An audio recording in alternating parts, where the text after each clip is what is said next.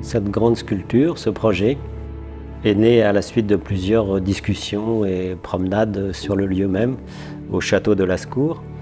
Dans un premier temps, il fallait vraiment s'imprégner de ce lieu-là. Je suis le troisième artiste invité dans ce lieu chargé d'histoire.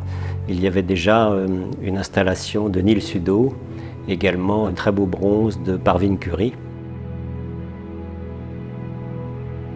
Je travaille depuis très longtemps en tant que peintre le thème des falaises. Ce qui m'intéresse dans ces grandes parois minérales, c'est surtout cette espèce de matière comme ça qui se déploie, cette musicalité, je dirais. Il y a même une calligraphie, on peut lire ces falaises comme des partitions musicales. J'ai commencé par faire des petites maquettes en papier. Je travaille beaucoup sur des croquis que j'agence.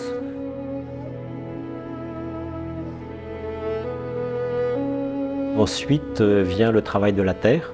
Ce qui était très intéressant, c'est de trouver le bon espace entre ces deux parois, qu'elles se chevauchent bien, parce que le titre, évidemment, les âmes sœurs, ce sont comme deux personnages qui se côtoient, qui se parlent, qui se découvrent.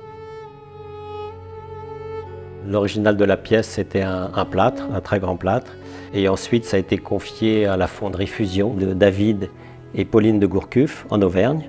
Il y a d'abord eu la réalisation de la cire, la coulée, ensuite la ciselure et enfin la patine pour donner la couleur originale souhaitée. La dernière étape de cette grande pièce, c'était l'installation de ce très grand bronze qui faisait 2 mètres de haut, plus d'1 tonne en bronze plein. Donc elle a été transportée par un camion grue, installée, et je crois que là, elle a bien trouvé sa place.